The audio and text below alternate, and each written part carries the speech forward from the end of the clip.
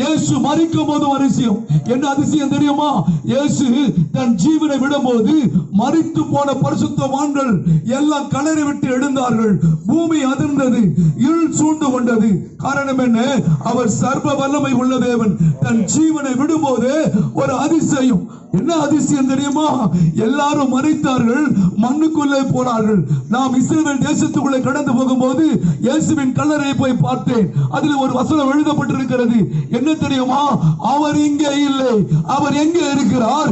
உண்மையாய் துதிக்கிற, ஆராதிக்கிற, பலிபீடம் கட்டி தேவனை உயர்த்துகிற கர்த்தருடைய மத்தியிலே என் நாமத்தை பிரஸ்தாபப்படுத்துகிற இந்த ஸ்தானத்திலே நான் இருக்கிறேன் என்று சொன்ன தேவன் இன்னைக்கு இருக்கிறாராகவே மரணத்தை ஜெயித்தவராய் நம்மோடு கூட இருக்கிறார். ஹல்லேலூயா! இயேசு மாத்திரம் உயிரோடு எழுந்திராவிட்டால் நாங்கள் அறிவிக்கிற எங்கள் விசுவாசம் விருதாவாய் போய்விடும். எங்கள் பிரசங்கம் விருதாவாய் போய்விடும். நாங்கள் மன்னிக்கப்பட்டிருக்க மாட்டோம். எங்கள் பாவத்தில் அழிந்து என்றைக்கு மண்ணோடு மண்ணாய் போயிருப்போம்.